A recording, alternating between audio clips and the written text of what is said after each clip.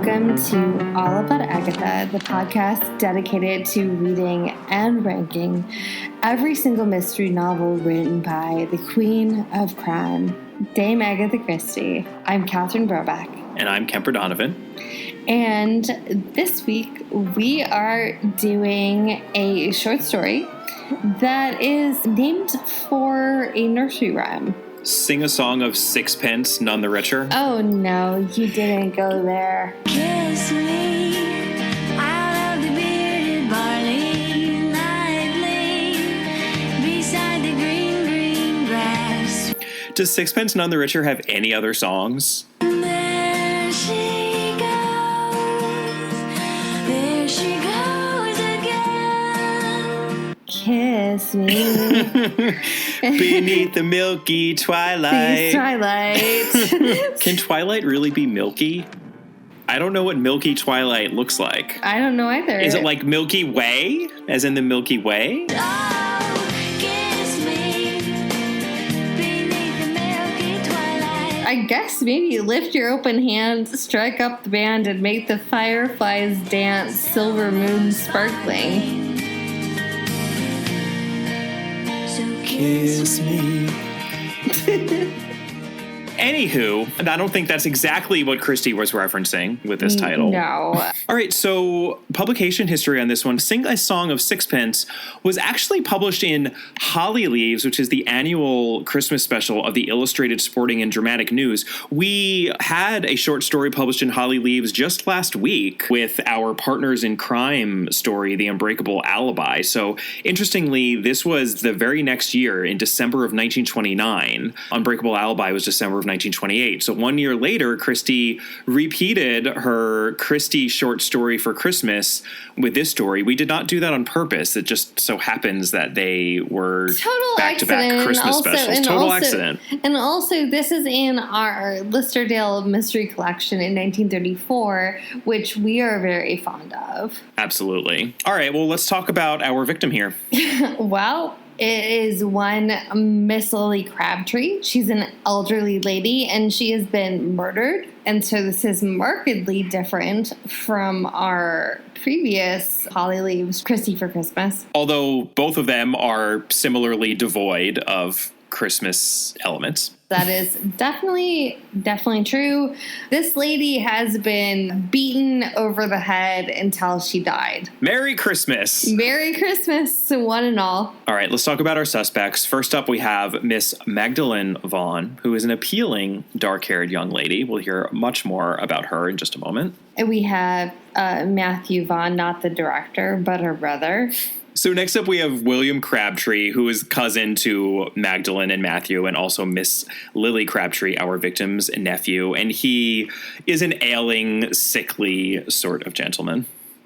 And we have Emily Crabtree, who is William's wife. And last but certainly not least, because we should never underestimate the help, we have Martha, who is a servant within the household and who has been with our victim, Miss Crabtree, forever. Right. So the world, as it appears to be, is that Sir Edward Palliser is a very eminent criminal barrister. I think he's retired. And we know this because it's talked about at length. He does some criminology stuff now. I have to note, because I think it's interesting that Christie chose the surname Palliser, which many readers of mid to late Victorian novels will recognize as a surname often used by Anthony Trollope. I'm going into a Trollope diatribe here, so buckle in. All right. So he has the Palliser novels and the Barchester novels and then a bunch of standalones, but the Pallisers follow this family, and I have to believe it's not coincidence that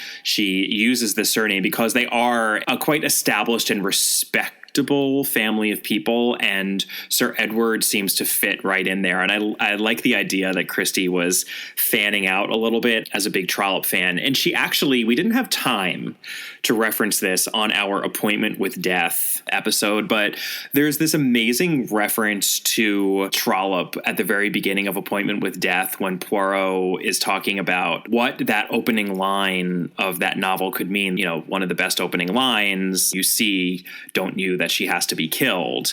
And he muses that, oh, maybe they're talking about a character in a play that they're writing. And he brings up this anecdote of Trollope overhearing two gentlemen talk about a character within a book series that was being serialized currently and how much they hate the character and saying, oh, I wish that he would just kill off that character. And Trollope coming up to them and saying, you know what? I think you're right. And then killing this character off in the very next installment. And off of that anecdote, which I'd never heard before, and it seems like it was a little skewed from what had actually happened, but I knew literally what character she was talking about, because there's this amazing character, Mrs. Prouty, in the Barchester novels, who gets very suddenly killed off, and it's shocking and it's awful in an amazing way. And I'm not surprised that it happened that way, because it feels extremely sudden. I think clearly Christie was a big fan. We know that she was actually a huge fan of Dickens. She loved Dickens. She talks a lot about that in her, yes, Catherine, her autobiography, and references Dickens constantly. She referenced Dickens in Murder on the Orient Express. There's a lot of Dickens, not quite as many as there are of Sherlock Holmes, but there's still Dickens references peppered throughout the canon. But Trollope isn't far behind, so I like the idea that this is a little stealth Trollope reference that we're beginning with here in the story. All right, so we're still on Edward Palliser, and Edward Palliser, one of the things that we do know about him, other than his very famous barrister career and also his criminology stuff, is that he appears to hit on teenage girls on ocean liners. Yeah, he was on a transatlantic ocean liner, and he apparently had a run-in with a very, very charming girl who was in her first bloom at 17 years of age. Yeah. And that would be Miss Magdalene Vaughn. They were on the Siluric together. Siluric? I think I'll pronounce it Siluric. Siluric sounds right. That's what I'm going to choose. This, however, was quite some time ago. It was about 10 years earlier, right? Mm-hmm. You know, on that voyage, while he was sort of in the throes of hitting interest, on teenage girls. Yeah, in this 17-year-old, he said to her, you know, if you should ever need anything, ever, just come to me and I will help you out. 10 years later, a now late 20s, no longer in the first bloom of her youth, I suppose, and only a couple of years from the dreaded mid-30s when the bloom is just completely over, as we've seen in other Christie novels. Yeah, and as we know in life, I suppose. Thank you, Kemper.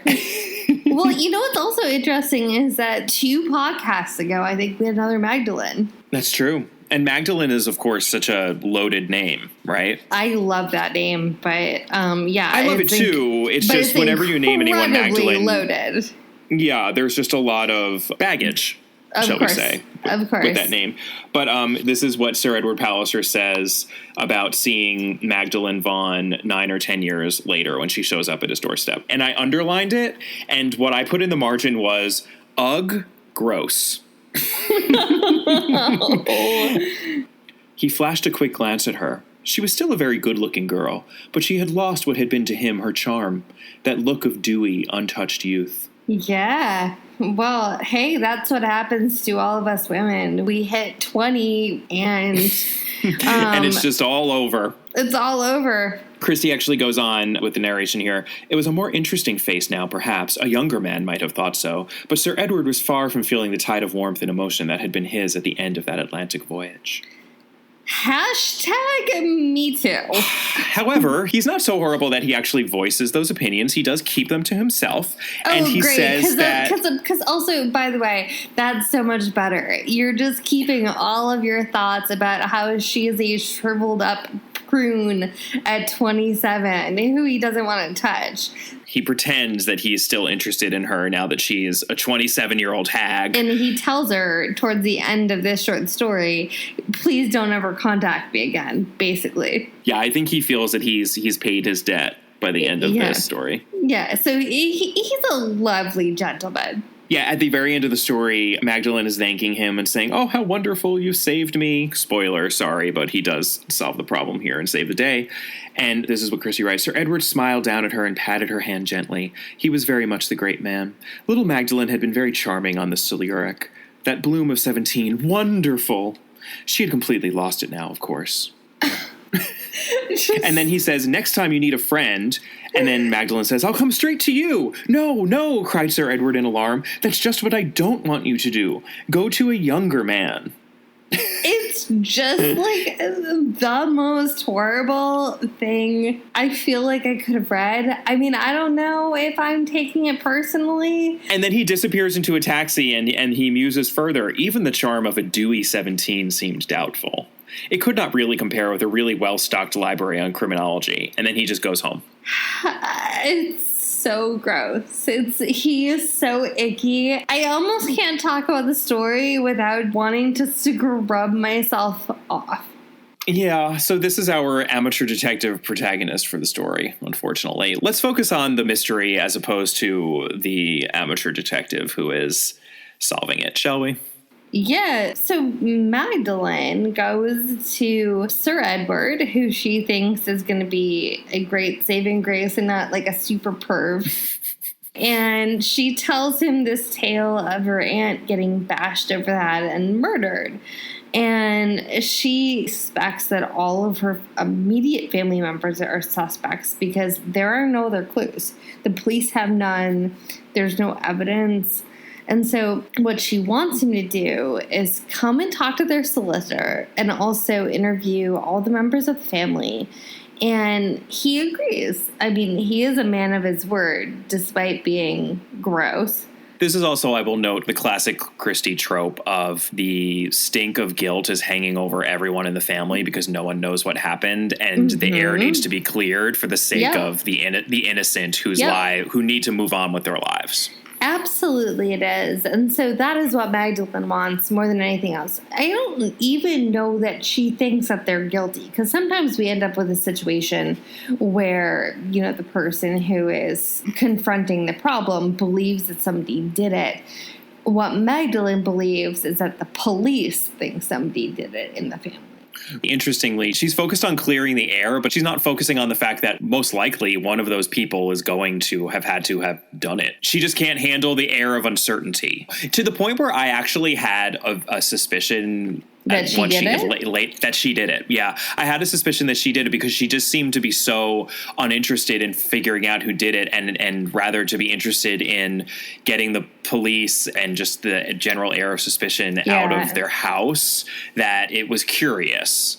Another spoiler, that is not what happens here. She did not do it. No. But that's kind of the world as it appears to be. We don't get a sense that any one person more than another is suspected, but all of the people who we mentioned as suspects are under equal suspicion because they were all in and around the house when this woman had her head bashed in. Which is also, by the way, particularly brutal. It was like in the entryway. Yeah, she did have money, right? So given the fact that this was her family who then inherited her money, and I believe even her lifelong servant inherited some sort of an annuity or something like that. So the money motive is there for all people involved, and then the means is there because everyone was around, and it's just hard to eliminate anyone from suspicion.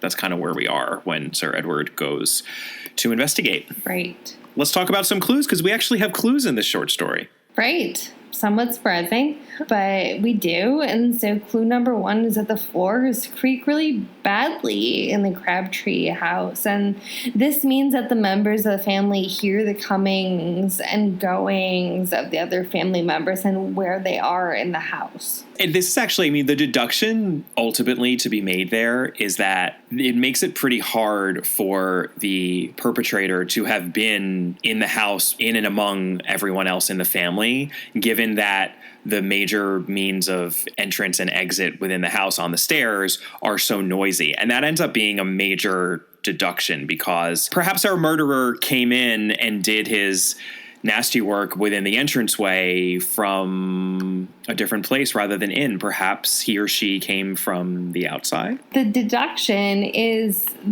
the only possible thing where it's that the perpetrator came from outside, because anybody else would have been heard by everybody else. Right. It's a good Christie clue because, like her best clues, it has that air of inevitability to it that, of course, that's what that clue means. But I didn't get there when I was told that the floor creaked. I didn't think, oh, the murderer must have come from outside. But that is, in fact, exactly what that means. Right. Clue number 2. Miss Crabtree got her monthly cash in wads of 5-pound notes that she carried around in her bag and doled out as necessary. Seems like a rather grandmotherly / older aunt sort of thing to do. Like, here you go, Sonny, here's a $5. Yep. She kind of sounds like she was a nice lady. Yeah, it Miss doesn't sound Crabtree, despite horrible. her name. The lady carried a lot of cash on her. A lot of cash. This goes into clue number 3. Martha the servant gave her a 6pence as change, according to Martha the servant. And Miss Crabtree threw a fit over it because it was apparently like a newer currency. Yes, so Martha tells Sir Edward that she got into this altercation about a new 6pence, but Sir Edward realizes that within the loose change that was left, presumably by Miss Crabtree, since she is the lady of the house, on the table, there are no new 6pences. There are 2 6pences in there, but they're both old. Right. This is another good Christie clue where there's a misdirect here because we're told that there's an argument, right? So then we start thinking, okay, is Martha, who claims to, have all of this loyalty to her employer, was she actually disgruntled? Did she perhaps bash her over the head because of this altercation? When we hear about an argument and one person within that argument is the victim, what seems to be significant there is the fact that an argument took place, but that's not significant whatsoever. What's significant is that there had been a new 6pence that Miss Crabtree had in her possession because she argued about it, and now it's not there anymore. So what that means is that Miss Crabtree must have given the 6pence to someone. Right. And then also, though, the 5-pound notes are missing. Yes. Right. Given the fact that Miss Crabtree carried a lot of cash on her, she did not have any of that cash when she was found murdered. So all of the cash that she carried with her is missing. And then only this 6pence, this new 6pence, is also missing, even though there's a bunch of loose change. So that's really curious. The resolution here is, oy vey. It's a little hard to even say this because this is the laziest I think that maybe we ever see Christie, despite the fact that we have clues. There is an outsider, which we have been informed about. We can read into that. But the outsider, Martha's son, is a seasoned criminal, walks in, saw the wad of 5-pound notes, then the 6pence, and bashed Miss Crabtree over the head. And then Martha lied about everyone else's whereabouts. Yeah, I mean, I think it's fair that given the clues we just went through, I think an astute reader, one more astute than I, could deduce from that it sounds like someone came in from outside and robbed her, right? That they came in on the pretense of asking for change, because that's why the 6pence and only the 6pence would have been missing, because Miss Crabtree must have actually picked that up from the table and given it to him. Given the fact that she didn't like the new 6pence, it also makes sense that she would have chosen that specific coin. Right. But that was then a pretense because this person that came in would have then seen the wad of 5-pound notes that Miss Crabtree also had on the table, and that is certainly a lot of money, and that would be enough provocation for one who was already desperate enough to bash her over the head. So I think you can get there. The extra connection, the extra leap that we have to make is that there was an early reference to Martha, the servant, having a son, and then we get all this information at the end of the story when Sir Edward confronts her. Martha's son is a bit of a ne'er-do-well, and she breaks down because she's been withholding all of this because She saw it. She saw it happen. I mean, this is her son who she's protecting, but she comes clean and she says, oh, he's been a bad one always. I gave him all the money I could. He's been in jail twice. He must have come around to see me, and then Miss Crabtree, seeing as I didn't answer the door, so that's convenient that Miss Crabtree was answering the door, but okay. Miss Crabtree answered it herself, and he was taken aback and pulled out one of those unemployment leaflets, which, he had on him, and the mistress, being kind of charitable, told him to come in and got out a 6pence. And all the time that roll of notes was lying on the table where it had been, and the devil got into my ben, and he got behind her and struck her down. Beat an old woman to death. He beat an old woman to death, and then she protected him. She saw the aftermath of it, and then she says, I hustled him out, and I went back to the kitchen, and I went to lay for supper at the usual time. So Martha is not the murderer, but Martha is the one within this household who has been lying on behalf of the murderer and the reason why they're all under this cloud. Well, and I mean, I guess you protect your children. I mean, that makes sense, Sure. right? Of Sure. course that makes sense. I think it's a little disingenuous on Christie's part to write this whole story and be like, oh yeah, I was a servant's kid. He came in and like murdered a lady at the door. Yeah, I don't know if we're really put on enough notice about the possibility that Martha's son could have been the murderer. We certainly never see him before. No. We are told that he exists, right? Yeah. We are informed of his existence, but we're not given much more than that. I mean, there's also a reason that we didn't list him as a person in the list. Suspect. Yeah, in the list of suspects. No, of course not. Yeah, and that's a problem. If we're not listing the actual murderer within our list of suspects, that shows that there's an issue. I mean, this is one of those cases where it's a short story. If this had been expanded into a novel, God forbid, with a character like Sir Edward Palliser, but if it had, she would have structured it differently. She can get away with cheating a little bit in the short stories because they're short stories and you're not investing as much time, so it's fine. But agreed, it's not the best structured of her stories. Sometimes she does better in the short stories. Most of the time she does better. I mean, I don't want to disrespect her because I think she does a great job in most of them. And this is just one of those where I'm like, no. I think you're still suffering from the bad taste of Sir Edward Palliser and his predilection for dewy 17-year-olds. It's a possibility, but like if you start a short story with a guy who's preying on teenage girls on a boat, I'm probably going to be suspect of that short story. I did also not totally appreciate the coincidence that there's a small restaurant within the neighborhood called the 4 and 20 Blackbirds, which is what keys Sir Edward into the nursery rhyme Sing a Song of Sixpence, a pocket full of rye, 4 and 20 blackbirds baked in a pie, which, as we mentioned, we will come across again. Yes, we will.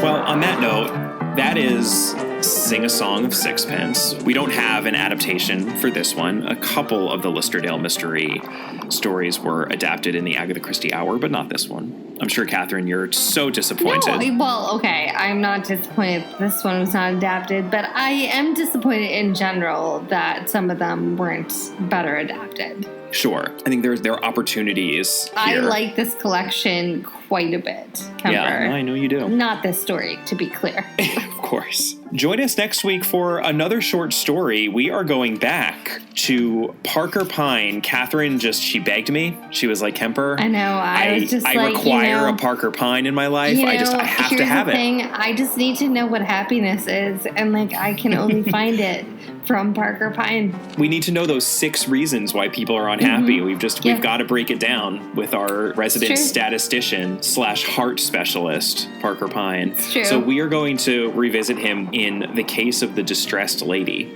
Let's hope that Catherine's not the distressed lady of the title as we're going through. You guys never know. I mean, I might be. I mean, I'm not a 17-year-old girl in a boat, so apparently I'm like a worthless It's all over. husk. It's all over. A worthless husk, according to our last detective. We should also mention that our novel, which we will be doing after this next episode, is coming up, and that is Murder is Easy, a very, very technical Inspector Battle novel. Inspector Battle is tangential to that story at best, so I think it's probably more accurate to call it a standalone. Yep. But that is our next novel, so looking forward to that. And in the meantime, we would love to hear from you. We would love to get emails from you at allaboutthedame@gmail.com or hear from you on Facebook. Our Facebook page is All About Agatha. We're also on Twitter at All About the Dame. Tweet Catherine at Brobcat. She would love to hear from you. Especially if you want to talk to me about how it's super creepy that our last detective was really enamored with a 17-year-old on a boat.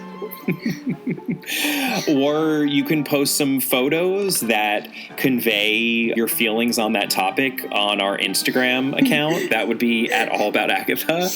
You could leave us a review in which you opine about Sir Edward Palliser and anything else Christie related, either on iTunes or Stitcher or wherever you're listening to this podcast. Please take a moment to do that. We would love to hear from you. And we will see you next time. Bye. Bye.